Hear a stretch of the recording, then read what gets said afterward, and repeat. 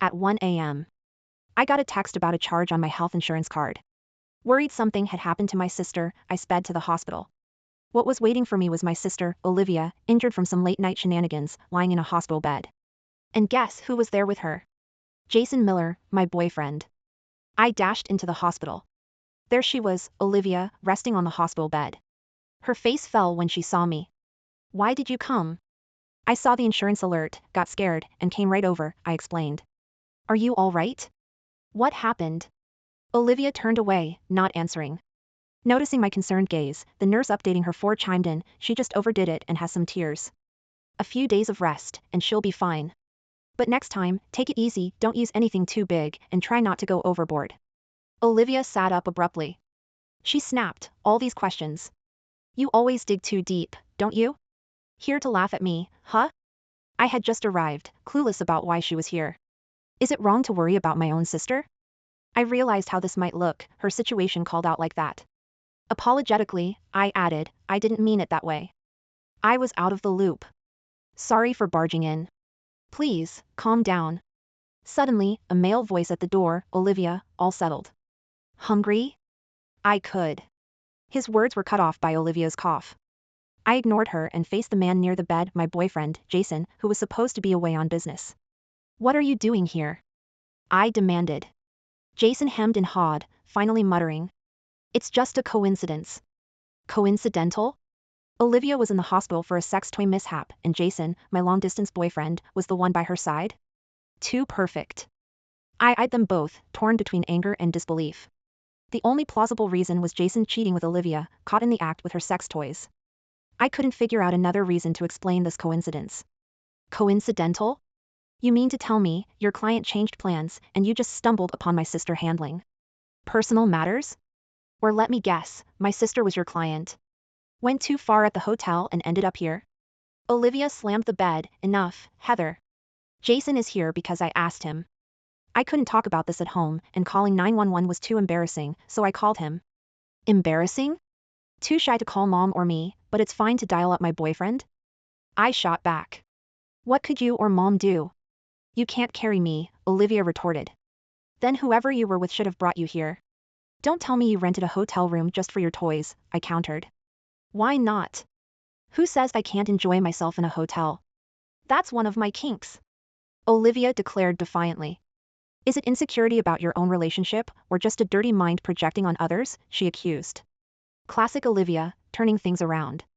Knowing her since childhood, I knew she'd never own up without proof. I was done talking. The truth always comes to light, no matter how well it's hidden. She wanted evidence? Fine, I'd give it to her. I let their story slide without further comment. Taking care of Olivia?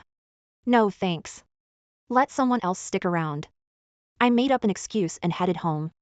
I crept in quietly, trying not to wake mom. But the moment I took off my shoes, there she was, coming out of her room.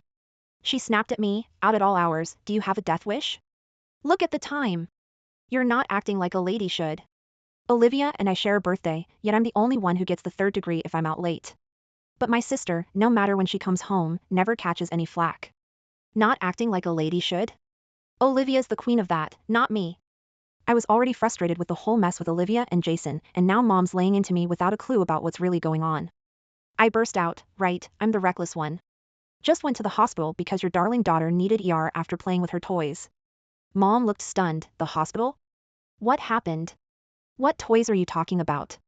I shot back, why don't you ask your perfect daughter yourself? I slammed my bedroom door behind me, tuning out mom's shouts from the hall. When I got home from work the next day, Olivia was already there. She and mom were all smiles on the couch, chatting away. As soon as I walked in, all mom said was, you're back. Now go make dinner. I ignored her and headed to my room to pack. Mom came after me, all sarcasm, I'm talking to you. What, packing now? Thinking of running away? Fine, go, and don't come back. Like I'd leave for good with things still unresolved. I replied calmly, I've been assigned a business trip. I won't be home this week. Of course, there was no trip. I just wanted to clear out to give Olivia and Jason their space.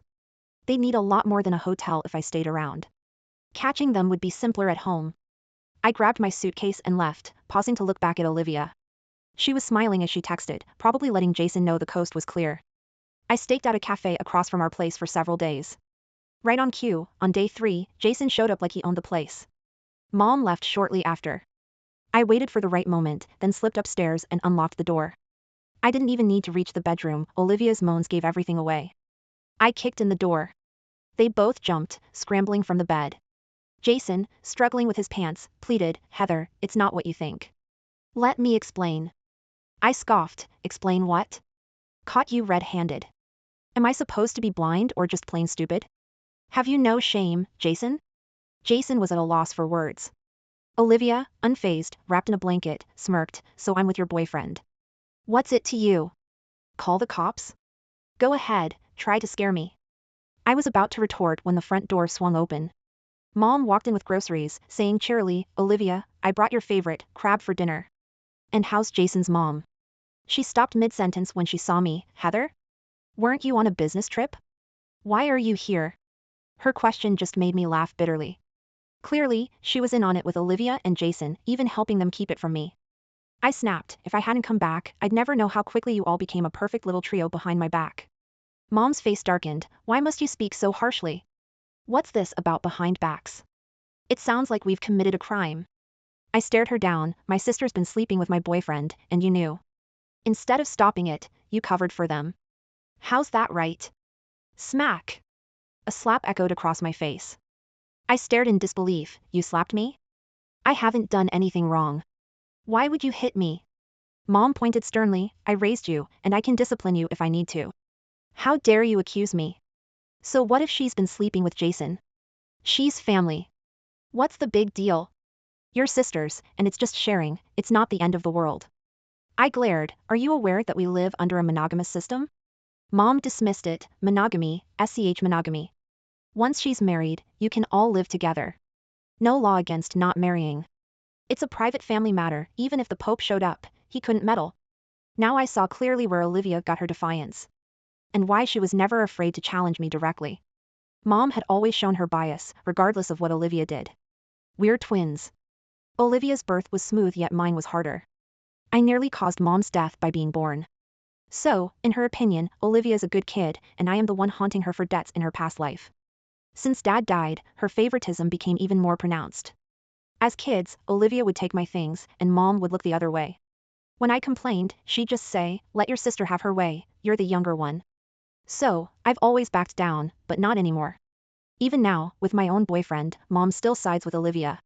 Despite my utter disgust for Jason now, I'm never going back to him. Still, I was curious to see what Mom and Olivia would pull if I stood my ground this time. I asked defiantly, "What if I don't step aside?" Irritated, Mom pointed at me. "So, a few days out and you think you can stand up to me now?" I glanced at Olivia, who was just getting off the bed, now fully dressed. She grabbed my hand, her smile sly. "Sweet sister, there's no opting out this time. I'm pregnant.